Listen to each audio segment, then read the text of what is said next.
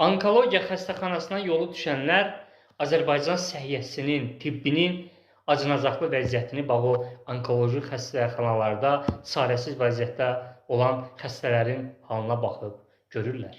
Eyni zamanda Azərbaycanda istənilən xəstəxanaya yolu düşən Azərbaycan səhiyyəsinin hansı bərbad vəziyyətdə olduğunu bilirlər.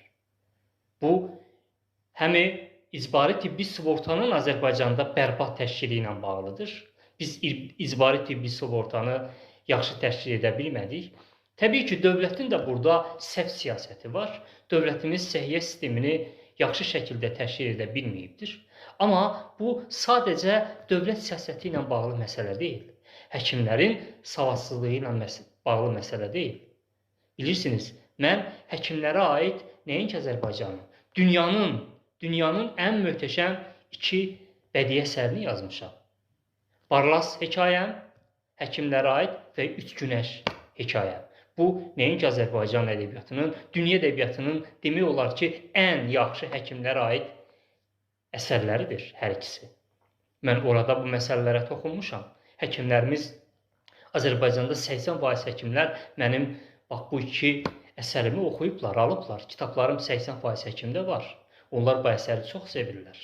Bax, Barlas əsərimdə mən toxunmuşam bu problemlərə. Azərbaycan səhiyyəsinin problemi sadəcə dövlət siyasəti ilə bağlı deyil.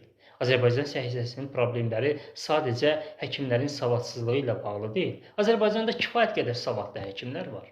Azərbaycan səhiyyəsinin əsas problemlərindən biri Barlas əsərində də dediyim kimi həkimlərin mərhəmətsizliyidir.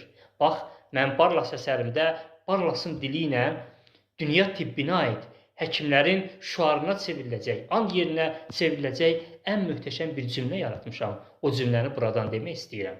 Barlasın dili ilə mən belə bir əsərimdə cümlə işlətmişəm ki, savadlı həkimlərin mərhəmətsizliyindən ölən xəstələrin sayı savadsız həkimlərin səhvindən ölən xəstələrin sayından dəfələrlə çoxdur. Vay, vay, vay. Bax, bu möhtəşəm cümlə hər bir həkimin şüarına çevrilməlidir. Bütün xəstəxanaların qarşısına yapışdırılmalıdır mənim yaratdığım bu cümlə. Bax, Azərbaycanda ən böyük problemlərdən biri həkimlərin mərhəmətsizliyidir.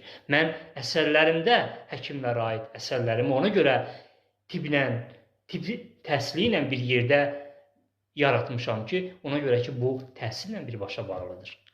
Biz həkimlərimizin savadlı olması ilə bərabər həm də həkimlərin mərhəmətli olması uğrunda çalışmalıyıq.